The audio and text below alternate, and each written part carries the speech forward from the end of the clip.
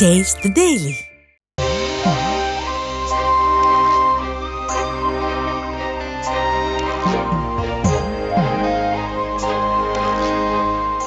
கன்னியாகுமரி மாவட்டம் நாகர்கோவில் அருகே வல்லடியானவிளை பகுதியைச் சேர்ந்த ரஞ்சிதா ராணி என்பவர் கணவரை இழந்தவர். இவருக்கு ராபர்ட் ரசல் ராஜ் என்ற 48 வயதில் மகன் உள்ளார்.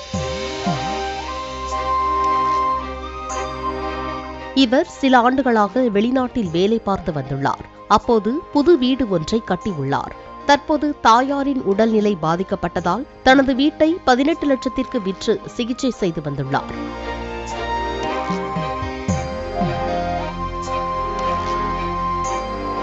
இந்நிலையில் ராபர்ட்டிடத்தில் பணம் இருப்பதை அறிந்த பெண் ஒருவர் 6 லட்சத்தை கடனாக பெற்று ஏமாற்றிவிட்டு ஓடிவிட்டதாக தெரிகிறது. இதற்கிடையே வீட்டை விற்றுவிட்டதால் வாடகை வீட்டில் தாயை தங்க வைக்கும் முயற்சியில் மகன் ஈடுபட்டார். ஆனால் ரஞ்சிதா ராணி வயது முதிர்ந்த நிலையில் இருப்பதால் விரைவில் இறந்து விடுவார் என்று கருதி யாரும் வாடகைக்கு வீடு கொடுக்க முன்வரவில்லை.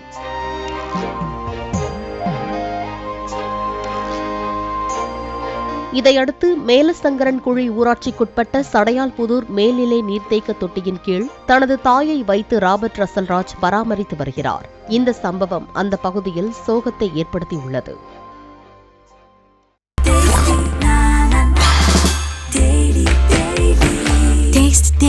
Taste the Daily.